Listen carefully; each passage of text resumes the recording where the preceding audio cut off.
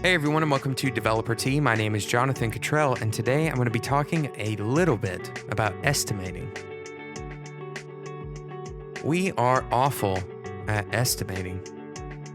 That's not just me sharing my opinion, this is something that has been proven over and over.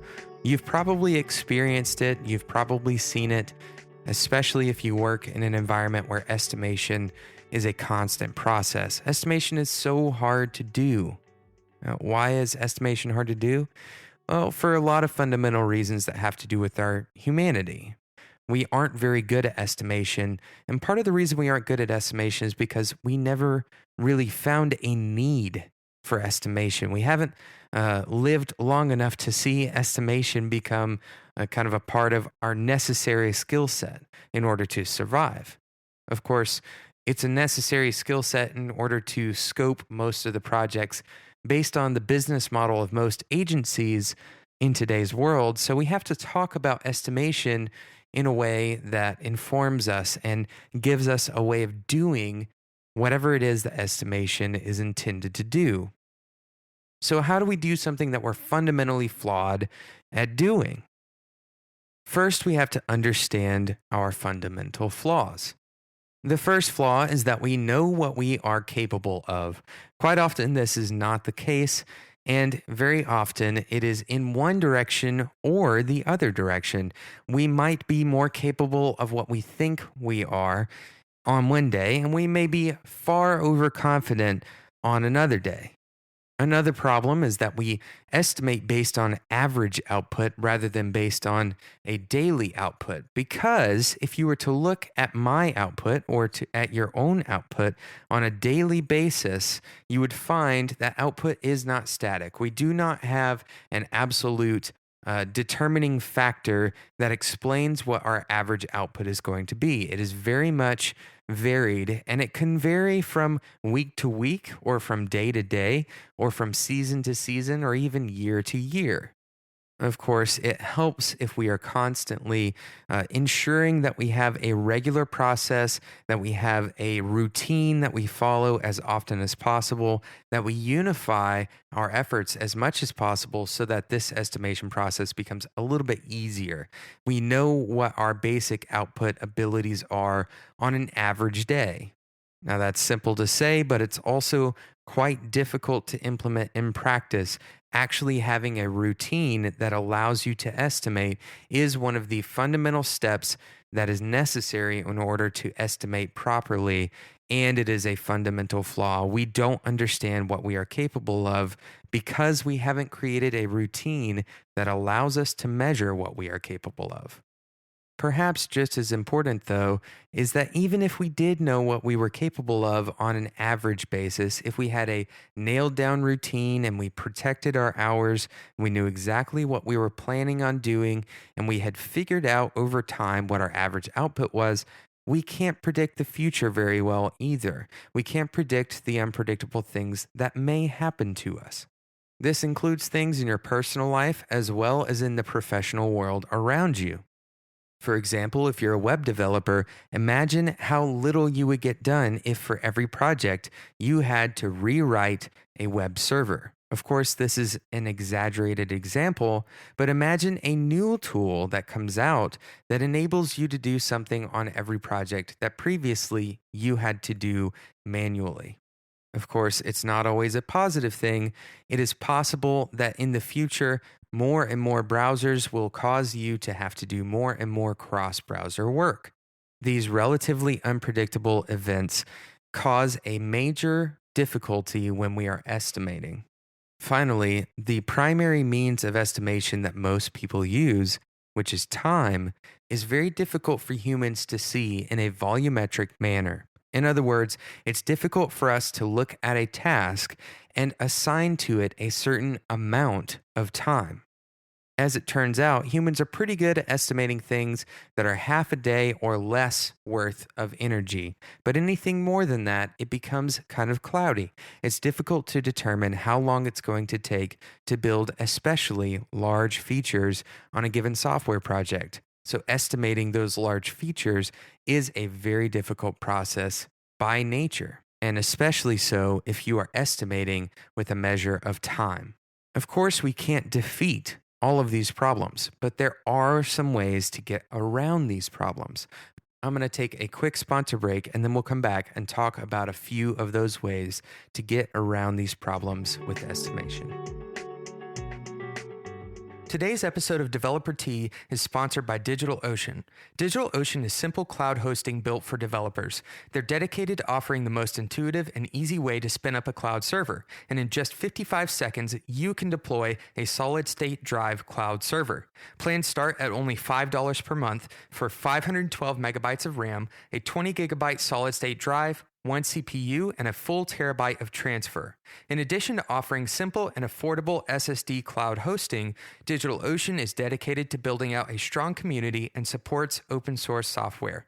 They offer a vast collection of hosting tutorials and invite developers to submit articles, and they pay $50 per published piece. Deploy your SSD cloud server with DigitalOcean today by going to DigitalOcean.com. Now, DigitalOcean has been kind enough to provide Developer Tea listeners a discount of $10 when you use the code DeveloperT. So go to DigitalOcean.com and use the code DeveloperT to get $10 off today, and you'll get up and running with your own SSD cloud server in just 55 seconds. That's DigitalOcean.com. I've been talking about the natural difficulties that we have with estimation. Specifically, it's difficult to know what we're capable of, especially if we haven't nailed down a routine. But even if we do know what we're capable of, it's difficult to predict the future. It's especially difficult to predict external things that might happen to us that we don't really have any control over, that we can't really affect in any particular way. Finally, I mentioned that it's very difficult for us to estimate the amount of time that it takes to do a particular task because it is fundamentally difficult for humans to perceive time in a volumetric way. In other words, to see time in such a way that it can be assigned to a particular task. So how do we get around these problems when we are scoping a project, when we are trying to estimate to scope a given project? As I mentioned before, we can't get around all of the problems. So one way to reduce the effects of these problems is to reduce the need for estimation as much as possible. One way of handling this is to provide different tiers of project types. For example, if you are an agency, you may have one very small project type, one medium project type, and a large project type. And what this allows you to do is price all of your projects at one of those three tiers. Each of these tiers comes with their specific feature sets, and the scope is already decided before you even start on the project. Of course, this isn't always realistic for every client, but this could work for many clients. This also alleviates the necessity to estimate based on the amount of time a given thing will take. Instead, you can take a project and a project's requirements and place it on your scale between small to large. As it turns out, humans are quite good at relative estimation. In other words, if you look at two cups, you can see which one is larger than the other cup, even though you don't know exactly how much larger. In fact, if you were to look at one cup, you couldn't say how many drops of water fit inside of that cup very easily.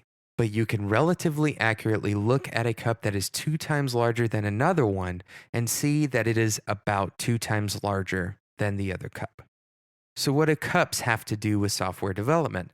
Well, if you have a single size cup that you know what the size of it is, then measure everything else by that cup. Some people call this an anchor, and the idea is that you are very familiar with this particular estimated piece, that you've done it over and over, you know how much energy it takes, you know about how much time it takes to finish that particular piece. An often used example is a user authentication stack. If you think something will take about 2 times as long as a user authentication stack would take, then that gives you a relatively better estimation than if you were to try to estimate the thing on its own. My final tip for you today is to measure, evaluate, adjust, and repeat. This idea comes from the Agile methodology that you should iterate on the process of estimation.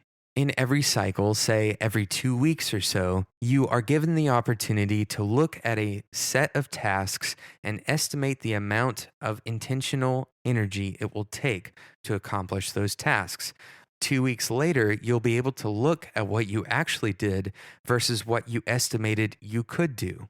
If you consistently see that you're 5 or 10 or 15% overestimating or underestimating, then perhaps you adjust and re-estimate, taking into account your natural tendency to over or underestimate. Eventually, over time, the data will inform your future estimations and make it more of a process than a guessing game. At the end of the day, though, estimation still is a hard problem to solve. So, when possible, reduce the amount of estimation that is necessary in order for you to conduct business. Understand that humans are fundamentally flawed when it comes to estimation, and focus on relative estimation over absolute estimation. Give yourself an anchor. Look at tasks with relation to previous tasks that you've accomplished and measure them with that relation in mind. I hope that you've enjoyed this episode of Developer Tea, and I hope that estimation becomes a little bit easier for you every day. Thank you so much for listening, and I hope you will listen again. If you have not voted for Developer Tea in the 16th Annual Net Awards, I'd appreciate your vote very much. This will mean a lot to the show's future, and it is all because you all are listening and because you have nominated the show on the Net Awards. So if you would like to vote, go to bit.ly, that's bit.ly/vote. All of that is lowercase, so bit.ly, bit.ly/VOTTEA, bit.ly/vote. Thank you so much for listening, and until next time, enjoy your tea.